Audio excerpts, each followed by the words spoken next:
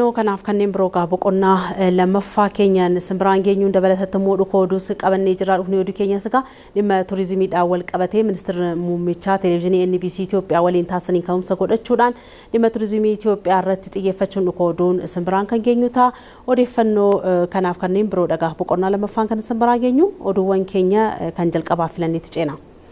Bara baajata kana lammiileen biyya alaa miliyoona tokkoo fi kumni dhibbee afurii ol bakkeewwan ga'umsa turizimii Itoophiyaa daawwachuun ministeerri muummee Abiy Ahmed himan. Ministeerri muummee Abiy Ahmed turtii mata duree motora haaraa dinagdee jedhuun televezyiinii NBC Itoophiyaa waliin taasisaniin fooyyessi dinagdee gooroo damee turizimiifis bu'aalee hedduu buusuudha kan himanii guddina waliigalaa Itoophiyaan galmeessaa jirtu keessattis turizimiin gahee guddaa gumaachaa jiraachuudha kan himanii haaluma kanaan bara baajataa lammiileen biyya alaa miliyoona tokkoo fi kuma dhibba afur bakkeewwan hawwata turizimii Itoophiyaa daawwachuu isaanii eeraniiru. Kunis kan bara darbeen yoo wal bira qabamee ilaalamu kuma dhibbaan caalmaa qabaachuu fi kan bara 2016 immoo kuma dhibba sadiin caalmaa qabaachuudha kan isaan eeranii. Turistoota alaa fi dhimmoota turizimii wal qabataniin galiin doolaara biliyoona 5.2 argamuus eeranii jiru. Itoophiyaan bara kana konferensiiwwan idil addunyaa 204 qopheessuu keessummeessuu ishee kan eeranii hirmaattonni kumni dhibbee tokkoo fi kumni 66 ol konferensii kanneen irratti hirmaachuus eeranii jiru. Hojii misooma turizimii irratti hojjetamee qabatamaan damichi dinagdeef gumaacha olaanaa akka taasisu gargaaruudha kan kaasan.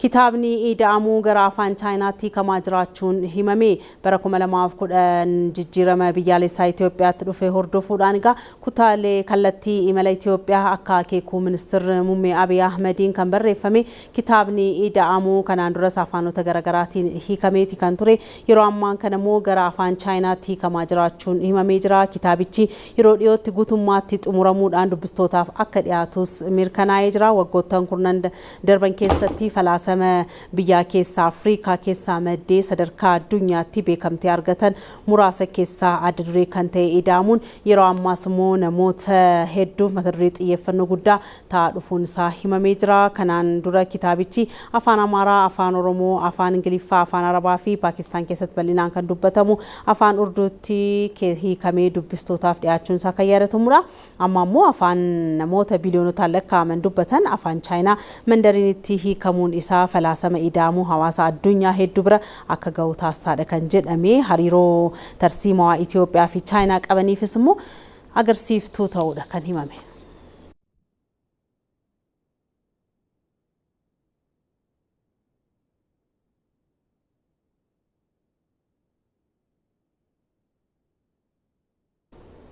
Sirni kenniinsa qormaata biyyaalessaa kutaa 12ffaa waggaadhaa gara waggaatti ofitti amanamummaa barattoota guddisaa dhufuun isaa himamee jira. Qormaatichi dhaabbilee barnoota olaanootti kennamu erga eegalee asitti hannaa fi burjaajii ittisuu akka danda'edha kan himame.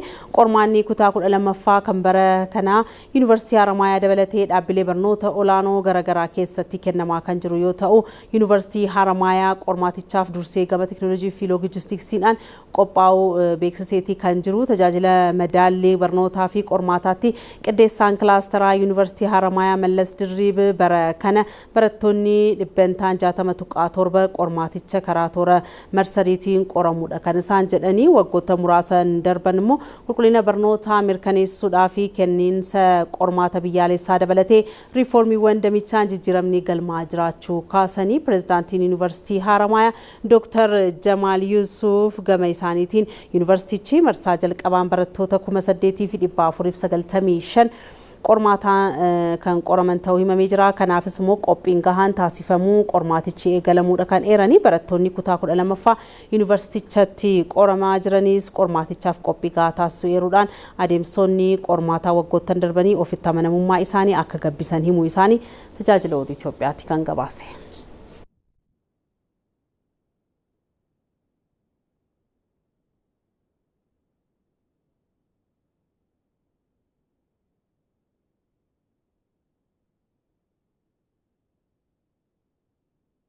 Sagantaan ashaaraa magariisaa Itoophiyaa biyyoota biroofis fakkeenya kan ta'uudha jedhan ambaasaadaronni biyyoota garaagaraa. Sagantaa dhaabbii biqiltuu ministeerri dhimma alaa abbaa taayitaa eegumsa bineensota bosonaa waliin ta'uudhaan qopheessa irratti ambaasaadaronni fi dippiloomaatonni biyyoota garaagaraa irratti hirmaatan. Ambaasaadaronni saganticha irratti hirmaatan hojii ashaaraa magariisaa Itoophiyaa dinqisiifatan. Itoophiyaatti ambaasaaddarri gamtaa Awurooppaa Soofii Firoom sagantaa ashaaraa magariisaa Itoophiyaan hojiirra oolchaa jirtu guutuu Afrikaa fakkeenya guddaadha kan jedhanii gamtaa Awurooppaa maddoota anniisaa haaromfaman kanneen akka aduu fi bubbee irratti mootummaan Itoophiyaa waliin hojjechaa jiraachuu beeksisanii jiru. Haaluma kanaanis Deenmaark gamtaa Awurooppaa waliin ta'uun Itoophiyaatti damicha irratti invest gochaa jiraachuu yaadachiisanii Itoophiyaatti ambaasaaddarri Israa'el Abrahaam Nugusee gama isaaniitiin rakkoo jijjiirama qilleensaa biyyoota hedduu kan miidhu ta'uu isaaniitiin sagantaan ashaaraa magariisaa Itoophiyaa addunyaa guutuuf faayidaa guddaa buusaadha kan jedhanii gama kanaan immoo Itoophiyaan ga'ee dursummaa gumaachaa jiraachuu kaasanii Itoophiyaatti ambaasaaddarri Roomaaniyaa Yuuliyaa Pootaakii bu'aan sagantaa ashaaraa magariisaa Itoophiyaan galmaa jiru biyyoota biroottis kaka'umsa kan horu ta'uu dubbatanii muuxannoo Itoophiyaa kanas caalaatti babal'isuuf hojjetamuu akka qabu seeran.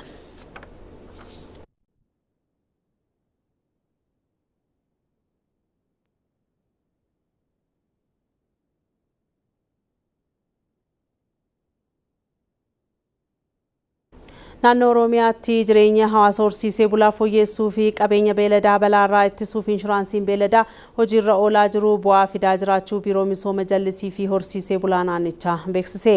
Inshuraansiin beeladaa saaxilamummaa sodaa balaa hawaasa horsiisee bulaa hir'isuu fi fayyadamummaa diinagdee isaanii caalaatti guddisuuf gahee guddaa akka qabudha kan himame. Hoogganaa ittaanaan biiroo misooma jallisii fi horsiisee bulaa Oromiyaa Roobaa Turcee naannichatti fayyadamummaa hawaasa horsiisee bulaa guddisuuf xiyyeeffannoo hojjetamaa jiraachuu kaasanii keessattuu horsiisee bulaan saaxilamummaa hongeen akka hir'isuuf qabeenya beeladaa irraa caalaatti akka fayyadamu hojimaata garaagaraatiin hojjetamaa jiraachuu eeranii haaluma kanaanis inshuraansiin beeladaa saaxilamummaa hongeen miidhaa hawaasa horsiisee bulaa irra gahu hir'isuu fi fayyadamummaa isaanii mirkaneessuuf hojiirra oolfamuu dubbatanii inshuraansii beeladaa kanaan nyaatni beeladaa bishaanii fi qoricha akka bitamu eeruudhaan bara baajataa kanatti miseensota inshuraansii horsiisee bulaa 22,000 oliif dhiyeessii nyaata beeladaa fi bishaanii akkasumas fayyaa beeladaa eegsisuudhaaf kaffaltiin birrii miliyoona 400 fi miliyoona 13 ol raawwatamuu beeksisaniiru.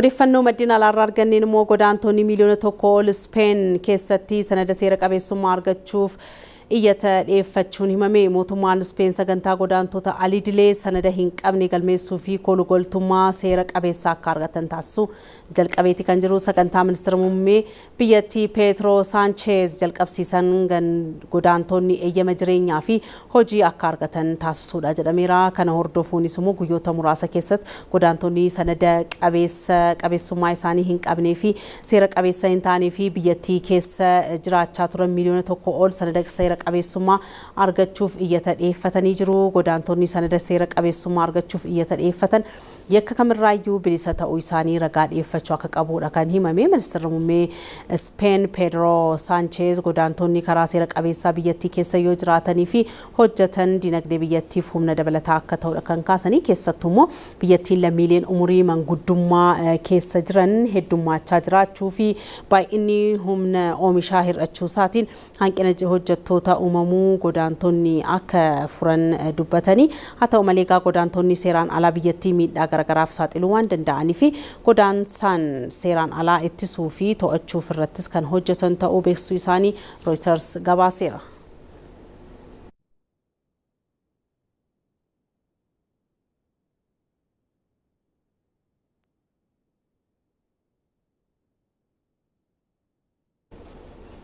Iraan jila Ameerikaa gara baha giddu galeessaatti imalee waliin wal arguu marii fuullee taasisuu akka hin barbaanne beeksifte.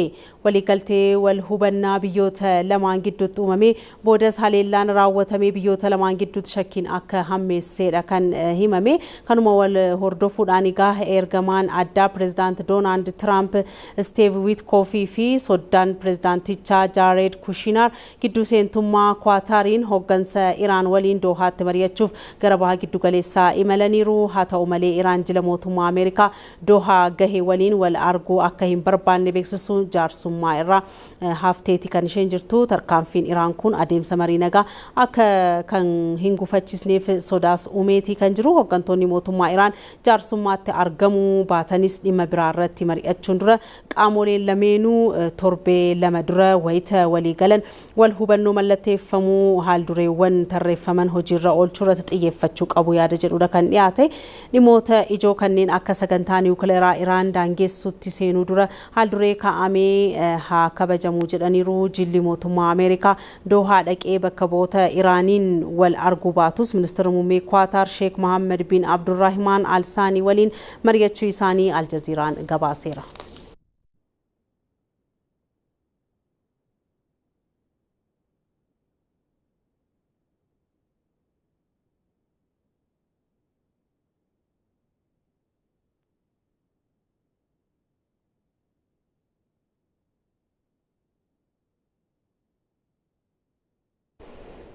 Kooriyaan kibbaa sagantaa misooma hubannoo namtolchee doolaara biliyoona 800 fi biliyoona 80 oliin hojiirra oolchuun ifoomeeti kan jiru.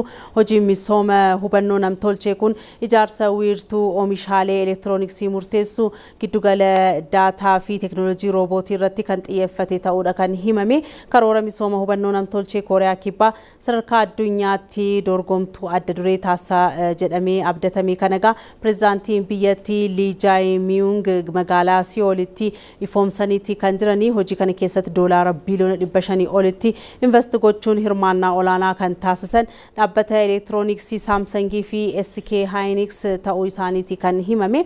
Pireezidaantiin biyyattii investimentii misooma hubannoo namtolchee yommuu ifoomsan ergaa dabarsaniin egereen addunyaa olaantummaa damichaa irratti qabaniin kan murtaa'u ta'uu dubbatanii. Kanaafis Kooriyaan kibbaa tarkaanfii biyya kamiyyuu dursuu dandeessisuu eegaluudha kan himame. Naannawichatti Taayiwaan dabalatee Chaayinaa fi Jaappaanis damicha irratti investimentii olaanaa gaggeessaa jiraachuu Aljaziiraadha kan gabaase.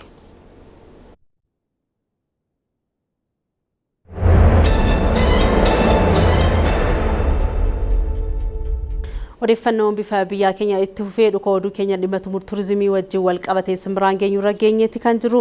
Gumaachi dameen turizimii badhaadhina biyyaa mirkaneessuuf qabu olaanaa ta'uu ministeerri muummee Abiy Ahmed himanii. Ministeerri muummee damichi bu'aan guddina dinagdee biyya keessatti qabu olaanaa ta'uudha kan isaan kaasan. Abaayyoo Kafan immoo dhimmicha bal'inaan qindeesseera haa daawwannu. Jijjiirama asitti mootummaan Itoophiyaa baraatti ilaalota ilaalchisuuf akkasuma waltajjiilee idil addunyaa irratti gulantaa ulfinaa biyya keenya argachuu qaburaan ga'uuf mul'ata qabatee hojjetaa jira. Mootummaan mul'ata akka biyyatti qabamee kana milkeessuuf utubaawwan dinagdee 5 adda baasee irratti hojjetaa jira. Damee turizimii ammoo utubaawwan 5 adda baanii keessa tokko taasiseera. Gumaachi dameen turizimii dinagdee biyyaaf qabu akka addunyaatti olaanaa ta'e osoo jiru. Itoophiyaanis carraa bal'aa damicharraa bu'aa buufachuu osoo qabdu jijjiiramaan duratti damichi xiyyeeffannaa gahaa osoo hin arganne akka ture ministeerri muummee Abiy Ahmed himaniiru. Turizimiin ጉማቺ ጎድና ዲነግዴ ኢትዮጵያ ፍቃቡ ወላነታው ይብሳን የተመረጠበት ዋናው ምክንያት ዓለም ላይ በቱሪዝም ሴክተር የሚንቀሳቀሰው ሀብት መጠን በጣም ከፍተኛ ነው። በየዓመቱ 12.6 trillion gadama wanti damee turizimii filanneef addunyaa irratti qabeenyi damichaan socho'aa jiru baay'ee olaanaa waan ta'eef waggaa waggaan doolaara tiriliyoona 12.6tu damichaan socho'aa jira. Qabeenya kanarraa Itoophiyaan Afrikaan qoodni ishee maali kan jedhu gaafii ijoo ture. Ameerikaa yoo fudhanne waggaatti hanga doolaara biliyoona 215 argatti. Ispeen hanga doolaara biliyoona 107 argatti. Thailand hanga doolaara biliyoona 95 argatti. Afrikaatti yoo deebine Egypt hanga doolaara biliyoona 14-15 argatti. Qabeenya kana nus qoodachuu osoo dandeenye hojiilee keenya dameelee biroo irratti hojjechaa jirrus nuuf utuba amantaa jedhu qabanneeti. Kan biraa hamma daawwattootati. Awurooppaa irraa Firaans yoo fudhatte waggaatti namoota miliyoona 102tu isaan daawwata. Baay'ina lammiilee isaaniitii oli jechuudha. Meeksikoo miliyoona 97tu daawwata. Maaleeshiyaa namoota miliyoona 40tti dhiyaatutu daawwata. daawwata. Morookoo namoota miiliyoona 20tti dhiyaatutu daawwata. Lakkoofsi kun baay'ee guddaadha. Namoota daawwiif dhufan miiliyoona 20 keessaa miiliyoonni 10 kophee fi jiinsii dabalatee oomisha biyya keessaa osoo shammatanii baanii silaa isa baasii baasnee alatti erginu shammataan asuma dhufee nurraa biteera jechuudha. Kanaaf turizimiin kaayyoo tokko qofaaf miti kan oolu. Namichi dhufu beekumsa qabatee dhufa, ni shammata, ni firooma, invest godha, bu'aa baay'ee qabatee gara keenya dhufa. 10 ሚሊዮን የሀገር ውስጥ ምርት የሆነውን ጫማ ወይም ጂንስ ቢገዛ 10 ሚሊዮን ጂንስ ፓክ አድርገህ ኤክስፖርት አድርገው ሌላ ሀገር ከመላክ ራሱ ሸማቹ መጥቶ ካንተ ወሰደ ማለት ነው። ደሜን ቱሪዝሚ ጨራ ሆጂ በላ ኡሙ አከደንደው ሲመኔሩ በስራ ዕድል ፈጠራ ውስጥ ቱሪዝም ያለው ሚና ከፍተኛ ነው። ጨራ ሆጂ ኡሙ ኬሰቲስ ገየን ደሜ ቱሪዝሚ ቆቦላናዳ አዱኛ ይረቲ ወጋ ወጋን ለሚሌ ሆጂፍ ጋን ኬሳ ሚሊዮን 300 ፊ ሚሊዮን 70 ደሜ ቱሪዝሚን ሆጂ አርገቱ ቆዳ አካ አዱኛት ጅሩ ከነ ኬሳ ቆዳ ሙራሳ ኦሶ ቀባኒ ሐላ ከን ኬኛ ኑፍ ጅጂራ ወጋት ዲቤንታ ኩደን ቱቃ ሰገል ደሜ ቱሪዝሚቲን ጨራን ሆጂ ከኑመሙ ከን ደሜሌ ብሮን ወልት ደበለሜ ጨራን ሆጂ ኡመሙ ረኮ ጨራ ሆጂ ወልቀ ሴክተሮች ካገኘን ሲሰናሰል በስራ ዕድል ዘርፍ ያለውን እጥረት እና ፍላጎት ሊያሟላ ይችላል ማለት ነው። ደመች ጉማቺ ጉድነ ዲነግዴ ቢያ ከሰጥ ቀቡ ኦላና ፊደምደኔስ ተውስ ካሰኔሩ ሌሎች ዘርፎች ላይ የሚፈጥረው ኢምፓክት ነው።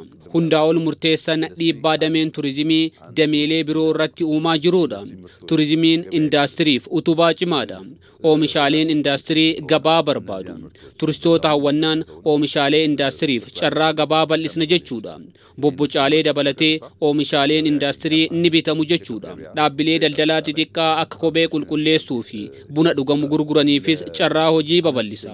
Investimentii alaas ni harkisa. Fakkeenyaaf lammiileen United Kingdom kana dura baalee daawwannaaf dhaqanii iddoo turtii dhabanii turan iddichatti reestooraantii bananii tajaajila kennaa jiru. Kanaafuu turistoonni biroos qaawwa argan irratti invest gochuu danda'u. Investimentii dabalataa harkisa jechuudha. ደሜን ቱሪዝሚ ከራሌ መቀን ጋሪን ቢያ ሐዋሳ ፊ ወልተጅሌ ኤድና አዱኛ ራቲቲን ጉደቱ ተው ሲብሰኔሩ ሞቱማንስ ጉማቻ ጋማራ ጉድና ፊ በረነ ቢያፍ ቀቡ ከና ሁባቴ ዳሜቸ ኡቱባ ወንሸነን ዲነግዴ ቢያ ከሰቶ ኮታሰረ ጀደኔሩ dandeettiin damee turizimii Itoophiyaan qabdu olaanaa ta'uun himamee jira. Haa ta'u malee qabeenya turizimii kana misoomsuu fi beeksisuun faayidaaf oolchuu irratti hanqina guddaa kanaan tura qabaachuudha kan himame. Akka biyyaatti barootaaf egaa qabeenya turizimii hedduu qabna jechuudha kan darbe egaa hojiin damicha misoomsuu fi hawwattummaa dabaluun gahaan hojjetamuu baatus egaa waggoota muraasan darbanitti garuu jijjiiramoonni hedduun galmaa'uudha kan himame. Asaantii Hasan bal'ina odeeffannoo kanaa qindeesseetti. Seektaroota damee misoomaa shanan keessaa tokko ta'uun xiyyeeffannoon irratti hojjetamaa jira. Dameen turizimii Itoophiyaan uumamaan qabeenya turizimii hedduu qabaattus barootaaf damichi bu'aa barbaadamu utuu hin argamsiisin tureera. Yaadamni mootummaa ida'amuu xiyyeeffannoo damichaaf kenneen garuu waggoota muraasa keessatti ol ka'iinsa guddaa argamsiisee jira. Waggoota muraasa dura dandeettiin turizimii Itoophiyaan qabdu olaanaa ta'us qabeenyota isheen qabdu kana kan argu kan beekuu fi kan beeksisu muraasa ture. የኢትዮጵያን ቱሪዝም በሁለት ገጽ ማየት ጥሩ ነው። አጠቃላይ ፖቴንሻሉን እምቅ አቅሙንና ማነቆዎቹን ለይቶ ማየት ይጠቅማል። ኢትዮጵያ የቱሪዝም ፖቴንሻል በጣም ከፍተኛ ነው። ደንዴቲ ቱሪዝሚ ኢትዮጵያ ቢፈለማን ኢላሉን ጋሪዳ ደንዴቲ ኩፈማ ፊ ሁዳሌ ቱረን አደባሱን ኢላሉን ንፈየዳ ደንዴቲን ቱሪዝሚ ኢትዮጵያ ባዬ ኡላናዳ ብየ በኬወን ሀመተ ቱሪዝሚ ሄዱ ቀብዱዳ በኬወን ሚሚደጎ ከነን ከን ቤኩ ከን አርጉ ፊ ከን ቤክሲሱ ገሩ ሙራሳ ሰበብ ንሳሞ ሁዳሌን ደምቻ ሄዱ ዋን ቱረኒ ፊ ጀቹዳ ገመ ደንዴቲን ቀቤኛ ኡመማ ኬሳ ቢቅልቱ ወዮ ፍደን ብየ ጎሶተ ቢቅልቱ ኩመ ጃውል ቀብዱዳ ብዮን ሄዱን ከነ ሂንቀበን ገመ ቢኔንሶተ ቦሶና akkasumas taa'umsa lafaan raasdaashinii hanga daaloolitti qabeenya qilleensaa garaagaraa biyya itti argannuudha. Akkasumas bakkeewwan hawwata turizimii daawwatamuu qaban hedduus kan qabduudha Itoophiyaan. Akka biyyaatti barootaaf qabeenya turizimii hedduu qabna jechuurra kan darbe hojiin damicha misoomsuu fi hawwattummaa isaa dabaluu hagas maraa kan turrees ni ibsama. Yaadamni mootummaa ida'amuu garuu qabeenyota uumaan ishee badhaase kana qoqqoodurra qabeenyi waloo ta'uu isaanii beekuu misoomsuu fi beeksisuun lammiileen akka itti fayyadaman taasisuun barbaachisaa ta'uu isaa hubachuun hudhaalee damichaa barootaaf ture furuun misoomsuu irratti argama. እነዚህን ነገሮች በሰፈር በመንደር ከመከፋፈል የጋራ ሀብት እንደሆኑ አስቦ የጋራ ሀብት እንደሆኑ አልምቶ የጋራ ሀብት እንደሆኑ አሳይቶ ዜጎች እንዲጠቀሙ ማስቻል ተገቢ ይሆናል። ቀበኞተ ከነን መንደራን ቆዱራ ቀበኛ ወሎ ተው ሳኒ ያዱዳን ሚሶምሱዳን አገርሲሱዳን ለሚሌን ከንፈየደመን ጎቹን በርባቺሳዳ ሀሊ ኢtti hambaalee keenya ilaalu dogoggoraadha. Fakkeenyaaf masaraa mootummaa keenya yoo fudhanne akka idaatti ilaalaa turre har'a garuu qabeenya hedduu argamsiisaa jiru. Sababa ilaalcha keenyaan investimentiin damichaa muraasa ture. Dhimmoota kanaaf yeroo kennuun qabeenya beekumsa sassaabuun misoomsuun akka mul'atan taasisuu irratti hanqinni tureera. Walumaa galatti qabna jechuurra kan darbe wanti misoomsuun addunyaatti mul'isnuun turre. Waggoottan jijjiiramaa darbanitti hojiilee bakkeewwan turizimii misoomsuu fi suphuu hojjetame keessatti yaadonni hedduun keeffummeeffamuun kan eerame ta'us bu'aan isaa miidhagaa ta'uun yoo mul'atu garuu galataaf gammachuu hedduun kan itti mul'atedha. የኢትዮጵያ ሕዝብ በሚሰሩ ስራዎች ቅርስ ይጠፋብኛል ብሎ ይሰጋል ብዬ አላምንም። እንደዚህ አይነት ስጋት አላይም።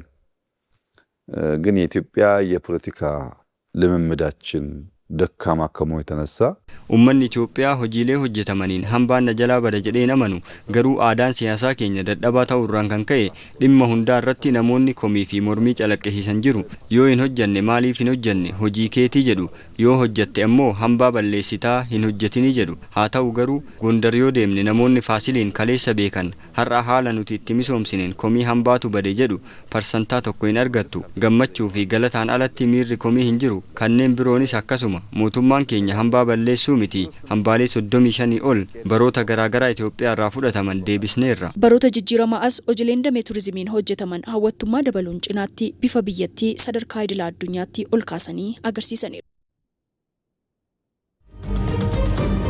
Ijaa fi ijoo siyaasa dinagdee fi hawaasummaa irratti xiyyeeffannaa waan hawaasni ija isaatiin ilaalee taajjabuu fi hubannoo isaa irratti gabbifachuu barbaadu akkasumas gaaffii hawaasaa kallattii toora bilbilaatiin simachuun xiinxaltootaa fi hooggansa mootummaatiin ibsi akka irratti kennamu ni taasifama.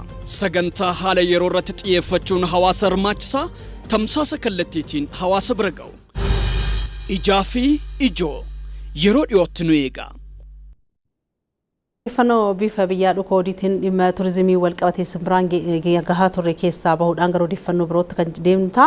Jijjiirama asitti sirni dijitaalaa utubaa diinagdee biyyattii ta'aa dhufu gorsituun dhimma dijitaalaa waajjira ministeera muummee Maariyaa Sa'id himanii jiru. Sirni dijitaalaa hojimaata biirokiraasii walxaxaa fi harkifataa ture hambisuun kenna tajaajila si'eessaa jiraachuun himamee jira. Abaayyoo Kafanii odeeffannoo keenya kana bal'inaan qindeesseera daawwannu. Tarsimoon dijital Itoophiyaa 2025 hojiirra oolaa ture milkaa'ina olaanaan goolabameera. Biyyattiin amma ammoo tarsimoo dijitaalaa 2030 karoorfattee hojjetaa jirti. Kanaanis jijjiiramaa asitti sirni dijitaalaa utubaa dinagdee biyyattii ta'aa akka jiru gorsituun dhimma dijitaalaa waajjira ministeera muummee Maariyaam Sa'id himaniiru. Digital transformation is changing how markets function. Sirni dijitaalaa sirni gabaa akkamitti akka qajeelu dhaabbileenii fi lammiileen tajaajila si'ataa akkamitti akka argachuu danda'an agarsiiseera. Itoophiyaan moodeela dinagdee hojimaata fooyya'aa qabuu fi biirokiraasii duraanirraa bilisa ta'etti kan caa jirtu.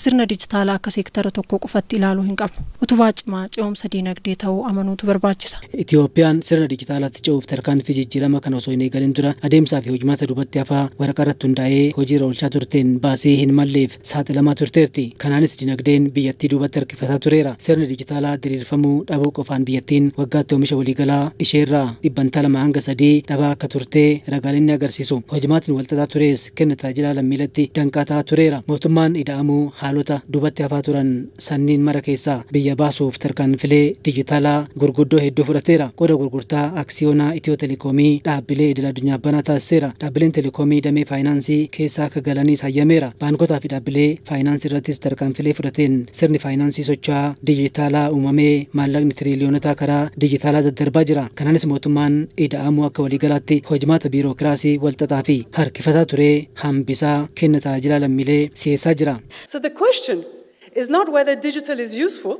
Gaafin jiru sirni dijitaalaa ni fayyadamoo hin fayyaduu kan jedhu miti. Sirni dijitaalaa gabaa bal'aa waliin walitti hidhamiinsa uuma. Tokkoffaa rakkoo odeeffannoo gabaan wal qabatu fura. Dhaqqabamummaa odeeffannoo mirkaneessa. Lammaffaa immoo hirmaannaa gabaa dabala. Bittaa fi gurgurtaa saffisiisee tajaajila dhaqqabamaa uuma. Fakkeenyaaf kaffaltiin dijitaalaa tajaajila guyyoottaniif lafarraa harkifataa turan sakandiiwwan keessatti akka raawwataman dandeessisaa jira. Tarkaanfii mootummaan ida'amuu jijjiiramaas ta'e galee kanaan amma Itoophiyaan teekinooloojii mataa ishee oomishuu eegalteerti. Keessattuu damee hubannoo namtolcheen Afrikaa dabartee addunyaa maraa waliin dorgomaa ta'aa jirti. Teekinooloojii dijitaalaa fi wirtulee tajaajila iddoo tokkoo fayyadamtee tajaajila lammiilee si'eessaa jirti. Lammiilee gara waajjiraalee qofa deemanii osoo hin taane manuma isaaniis ta'anii tajaajila akka argatanii taasisaa jirti.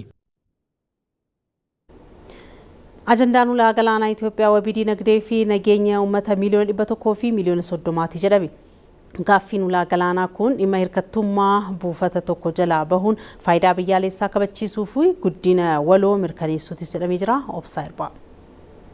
Gaaffiin ulaa galaanaa Itoophiyaa yeroo kamiyyuu caalaa dhimma murteessaa fi deebii atattamaa barbaadu ta'ee jira.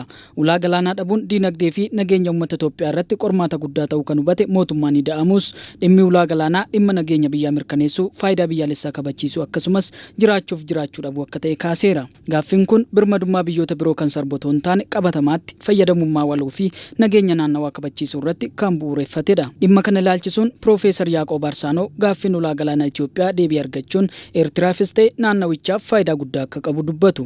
የባህር በር ኢትዮጵያ ያስፈልጋታል ነው። ሁላን ገላና ኢትዮጵያ ኒበርባቺሳ ኤርትራንስ ሁላ ገላና ፈየደሙ ቀብዲ ቡልቺንስ ኤርትራ ሁላ ገላና ፈየደሙ ከንደንደው ዲነግዴ ኢትዮጵያ ቀባቴቲ ኢሳን አለቲ ፈየደሙ እንደንደው ኢትዮጵያንስ ዲነግዴ ሼ ገቢሱ ሁላ ገላና ፈየደሙን ሙርቴሳዳ ከና ሁላ ገላና ከና ሚሶማ ወሎፍ ጀቹንስ ኤርትራስቴ ኢትዮጵያን ከራ መንሲሳ ፊጋሪቴን ፈየደሙን በርባቺሳዳ ኦብሳፍ የሮ ዴራ ፍረተኒ ሆጀቹ ጋፈተ ጀደን ያዳ ኢትዮጵያን ብየ ሁላ ገላና ደብደተውን ኢመለሲያሳ dinagdee fi nageenya ishee irratti dhiibbaa guddaa uumeera.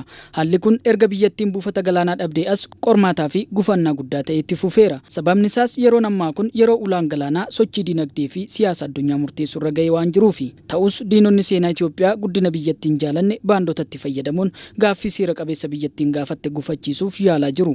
ኢትዮጵያ ከባህር በርም አላውቅም የብዙ ዓመታት የቤት ስራ ነው። Itoophiyaa ulaa galaanaa irraa fageessuun hojmane waggoota dheeraa ture. Callisii al tokkotti kan dhufe miti. Diinota seenaa Itoophiyaa warreen jennuun kun jalqaba fuulaa fuulatti karaa galaana diimaatiin dhufuun Itoophiyaa waraanuu yaalan. Garuu mo'amanii deebi'aniiru. Kana gara duubaatti deebi'uun seenaa ilaaluun ni danda'ama.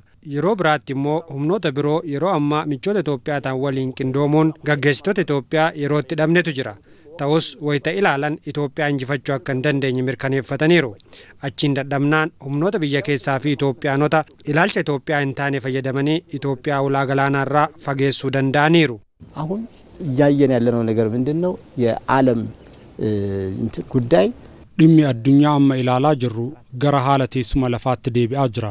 Sababni isaa sochii waliigalaa addunyaa wayita laallu humni galaanaa yeroo ammaa kana baay'ee cimaadha.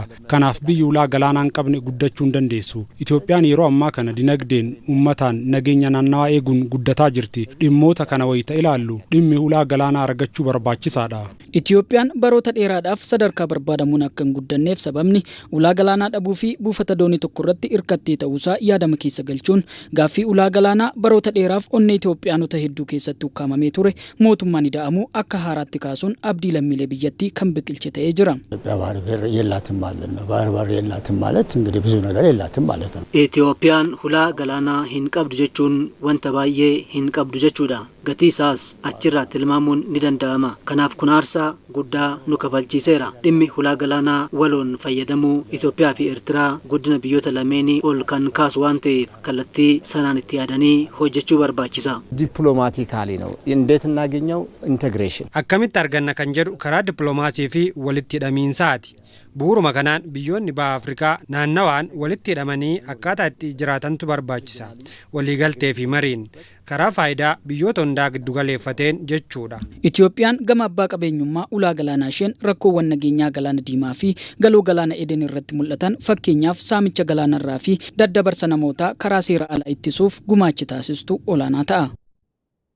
Itoophiyaan gara fuulduraatti nagaa waaraa mootummaa cimaa fi walii galtee biyyaalessaa ijaaruuf adeemsa marii biyyaalessaa bal'aa gaggeessuun gara boqonnaa haaraatti ce'aa jirti jedhame. Gama biroon ammoo hojiin dippiloomaasii waggoottan muraasa darban hojjetaman nagaamtummaa Itoophiyaa akka guddatuuf gahee olaanaa gumaachuu mana maree bakka bu'oota uummataatti walitti qabaan koree dhaabbii dhimmoota nageenyaa fi dhimmoota alaa Dr. Diimaa Naga'oo himanii jiru. Jamaal Naqeessoo. Itoophiyaan gara fuulduraatti biyya jabaa fi sirna cimaa ijaaruu marii biyyaalessaa qaamolee hawaasaa hunda hirmaachise adeemsisuu irratti argamti. Adeemsi kun garaagarummaa yaadaa karaa marii fi waliigalteen furuuf tokkummaa biyyaalessaa cimsuuf hojii hojjetamaa jirudha. Komishiiniin marii biyyaalessaa Itoophiyaa waggoota muraasa darban mariiwwan adda addaa hawaasa waliin taasisuun yaadaa fi fedhii lammiilee walitti qabuu irratti hojii bal'aa hojjetaa tureera. Mariin biyyaalessaa waggoota muraasa darban taasifamaa ture ijaarsa biyyaa keessatti qoonni inni qabu guddaa ta'uu mana marii bakka bu'oota uummataatti walitti qabaan koree dhaabbii nageenyaa fi dhimmoota alaa Dr. Diimaan Oggoo himan. Egaa mariin biyyaalessaa kun baroota afuran dabraniif sadarkaa garaagaraatti deemaa ture. Aanaa irraa jalqabee amma sadarkaa naannoleetti amma immoo sadarkaa biyyaatti aanaa hundarraa naannoo hundarraa paartiilee politikaa waldaalee siviilii garaagaraa akkasumallee uummata Itoophiyaa biyya alaa qubatee jirurraa kan bakka bu'an namoonni bakka itti wal gahanidha. Walgahiin kun keessattuu ijaarsa biyyaa irratti dhiibbaa biyyaa guddaa qaba. Sirnoonni kanaan dura darban akka uummanni barbaadutti osoo hin taane akka ofii barbaadanitti biyya ijaaraa turuun isaanii mormii kaasaa turuu kan kaasan Dr. Diimaan amma immoo hojiin marii biyyaalessaa taatee akkasii sana dhiisuun sagalee uummataatiin biyya ijaaruuf adeemsa eegalame gaarii ta'uu ibsan. Kanaan dura mootummoonni dabran akkuma isaanitti fakkaatetti biyya kana ijaaraa as gahanii sun immoo mormii garaagaraa kaaseera. Mormiin garaagaraa sun bifa garaagaraatiin qawweedhaanis dabalee ka'aa ture. Har'a garuu dhuguma akkaataa ijaarsa biyyaalessaa irratti garaagarummaan yaadaa hin jira, garaagarummaan politikaa hin jira. Garaagarummaa kana garuu bakka tokkotti fidanii waan wayyabni uummataa irratti wal hubatu, walii galuu irratti biyyi kan ijaaramuu qabu. Wayyabni uummataa maal barbaada? Biyyi kun akkamitti caaseffamtu? Sirni aangoo akkamitti qoodamu? Dinagdeen biyyaa akkamitti fayyadamummaan uummataa fayyadamummaan naannoo hundaa'u akkamitti adiriiru ka jedhu kanneen hunda irratti yaada wal fakkaataa wal hubannoo irraa akka gahuu fi wal hubannoo sana irratti hundeeffamee immoo sirni biyyaas akka sanatti akka diriiru gochuudhaaf carraa nuu kenna. Addunyaa irratti sirni yeroo tokko ijaaramee kan hin xumuramne ta'uu kan himan Dr. Diimaan Oggoo hojiin amma Itoophiyaan eegalte sirna jabaa dhalootaa ijaaruuf karaan eegalamuun isaa carraa guddaa kan uumu ta'uu dubbataniiru. Egaa carraan kun biyya kana yeroo dheeraadhaaf sirna immoo al tokko ijaaramee dhumatu hin jiru eessattuu. Kun maal inni bu'uura nuu buusaa jechuudha.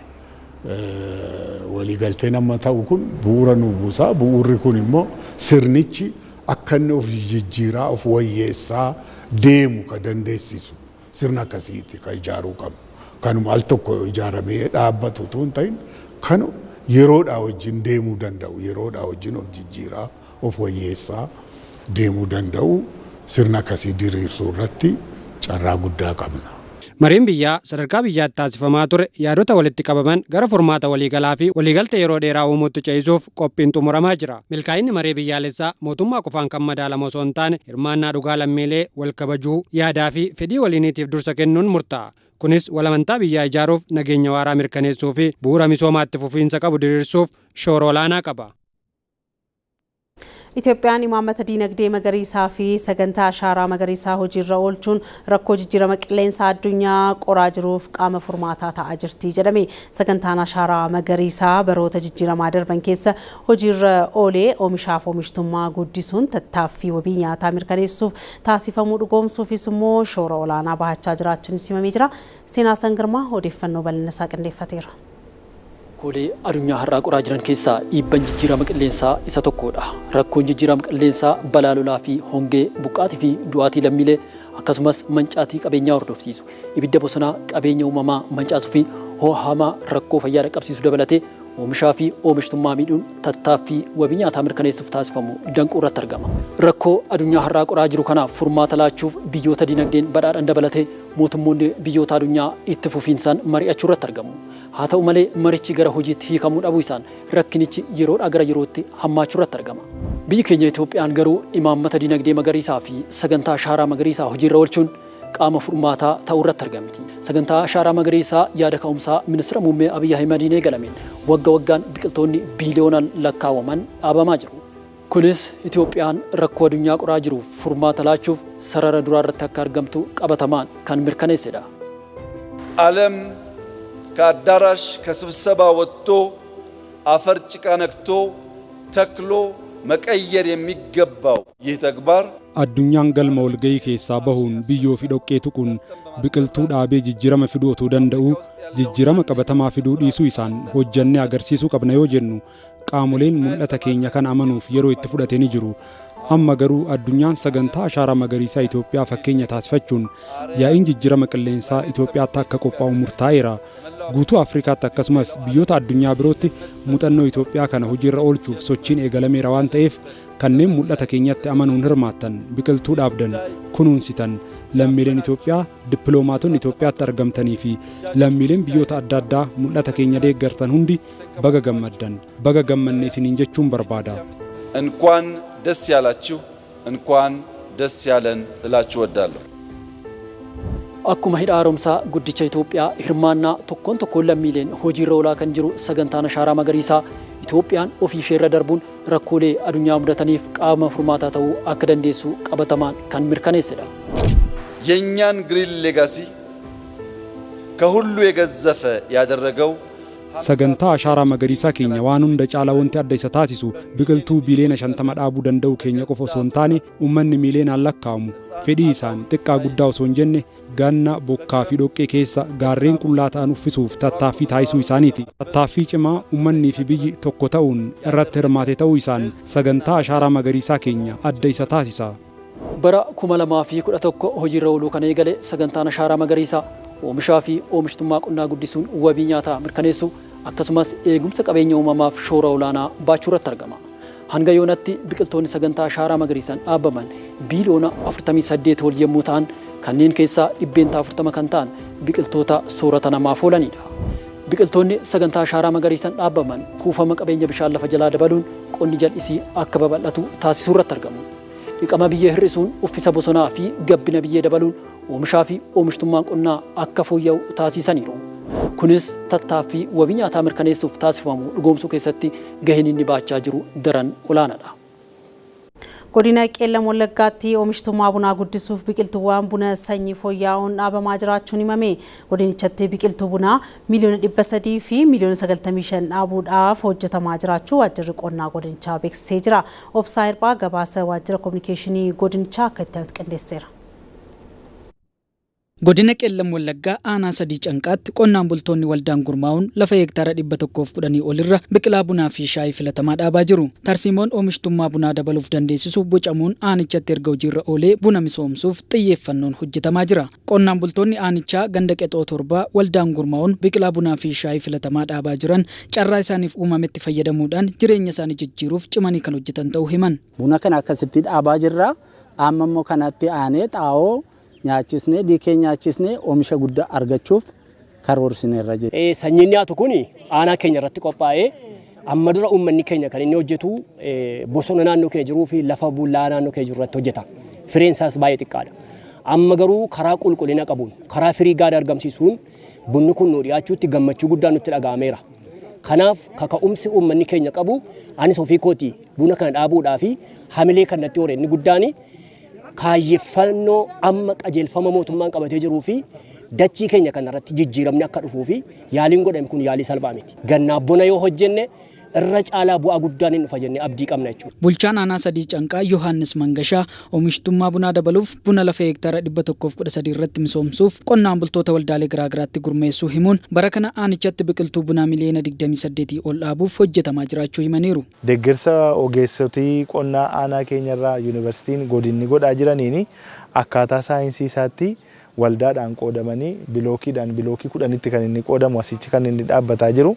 Dhaabbii bunaa kan waggaa kana akka aanaa keenyaatti karoorfannee jirru miliyoona 28 tuqaalama jechuudha. Hoogganaan waajjira qonnaa godina Qeellam Wallaggaa Mul'ataa Waaqjiraa teekinooloojii misooma bunaa mootummaan qabatee jiru waggoottan 5 itti aananitti hojiirra oolchuun oomishtummaa bunaa heektaararraa argamu dachaan dabaluuf xiyyeeffannoon hojjetamaa jira jedhan. Teekinooloojii misooma bunaa irratti amma mootummaan qabatee jiru waggoottan 5 amma fuula keenya dura jiru kana persentaa 60 hojiirra oolchinee oomisha bunaa amma giddu galeessaan hektaara tokkorraa kuntaala 10 argachaa jirru kana waggoottan itti aanan keessatti kuntaala 20 ga'uu qabna karaa jedhu karoora qabannee waan jiruuf yeroo sanatti dinagdee biyya keenyaa keessatti dinagdee qonnaan bulaa keessattis jijjiiramni bu'uuraa kan dhufuu fi oomishaaf oomishtummaan keenya bal'inaan kan itti jijjiirama guddaa fidu waan ta'eef lafa bara kana dhaabnu keessaa misooma bunaa amma haaraa hojiitti galu keessaa hektaara 37 ol kan ta'u paakeejii kana karaa argachuu danda'uun akka dhaabnuu fi karoora qabannee itti gallee jirra. Hoogganaa ittaanaan biiroo daldala Oromiyaa Axinaafuu Damisee bunni dinagdee biyyaa keessatti gahee guddaa qabaachuu eeruun qulqullina bunaa mirkaneessuudhaan galma biyyaa dhugoomsuuf dhaabbii irraa kaasee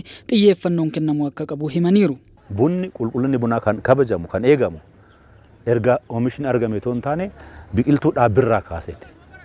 Kanaafuu biqiltuun tokko walirraa fageenya isaa lammaffaa yeroon itti dhaabamu sadaffaa kunuunsi isaa arfaffaa dhibeerraa ittisuun bijallisiidhaan oomishuun sanyii buna oomisha guddaa kennu filatanii dhaabuudhaan kaayyoon haadhaan tasitti walgeenyes kana giddu galeessa kan godhate. Dhiyeessii bunaa biyya keessaa guddisuu bira darbee alergiif kan oolchan ta'uun isaas akeekameera. Bulchiinsa magaalaa Shaggaritti bara baajataa 2019 hojii tajaajila lammummaa birrii biliyoona 29 olitti tilmaamamu hojiirra oolchuudhaaf karoorfame.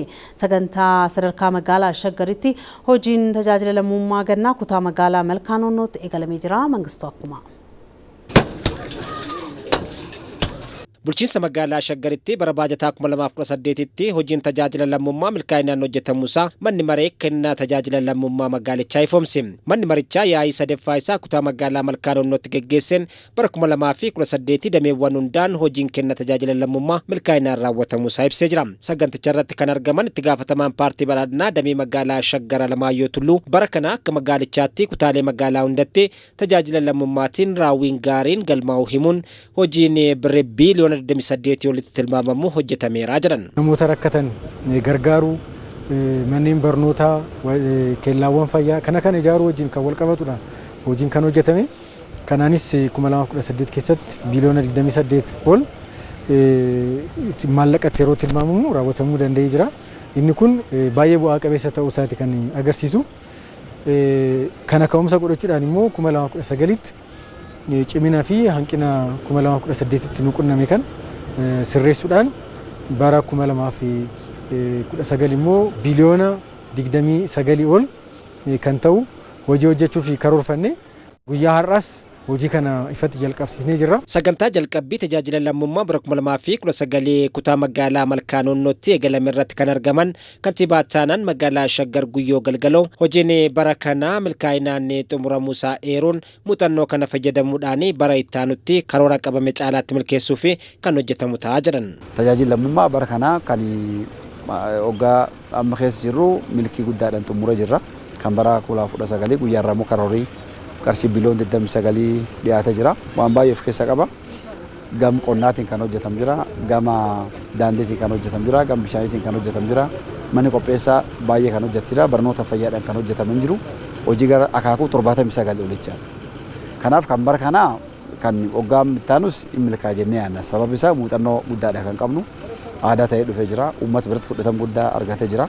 Baajataa mootummaa qofaatiin biyya badhaate ijaaruun hin danda'amu kan jedhan obbo Guyyoon uummannis gama danda'een sagantaa kana milkeessuu fi hojjechuu akka qabus dhaamaniiru. Tajaajila lammummaa muuxannoo addunyaa qofa hin taane muuxannoo guddaa Oromiyaa ta'ee jira. Magaalaa keenyattis maallaqa qabnu qofaan waan fedhii uummata keenyaa misooma galmaan ga'uun hin danda'amu yaadamu.